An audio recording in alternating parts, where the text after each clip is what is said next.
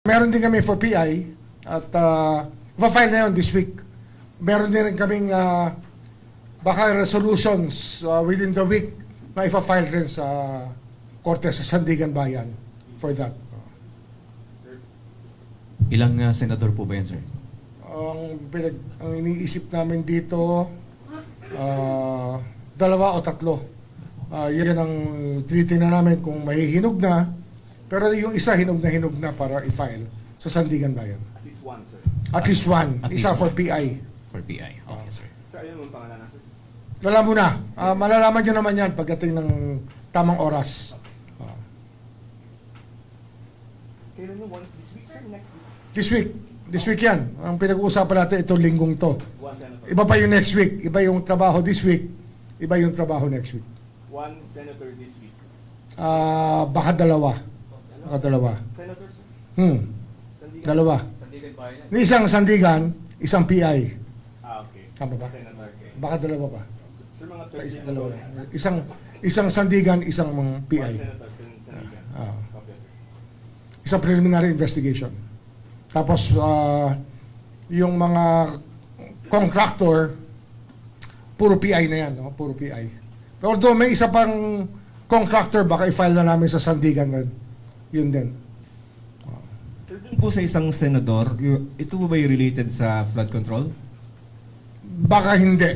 Ayan yung conflict of interest lang.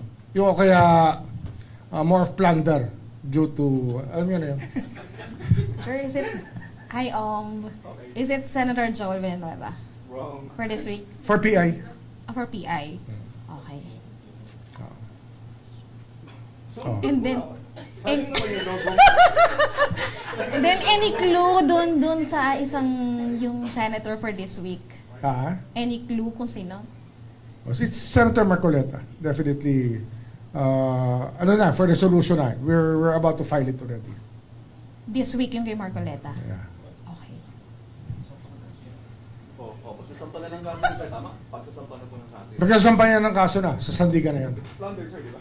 Ha? Plunder yung pending. Plunder. Kasama po dito yung mga correspondents niya, sila defensor, yung mga na-implicate po natin. Kasama sila. I don't know kung same forum yan, no? Same forum. Same jurisdiction. Sir, yung status kay Joel, Yun nga, for PI For na. reso. For PI na. for Ah, PI. PI na yan. Yeah, so, tuloy-tuloy, kahit na kasi we were abroad, tuloy-tuloy yung correspondence namin sa mga nangyayari dito. Kaya, yan, we just came here to announce that work is ongoing and we will do it. Sir, yung kay Escudero, Malapit na. Isa yan sa inaayos namin, nakasabay na ibang kasong plunder na aming pa-file within the next few days, within the next few weeks.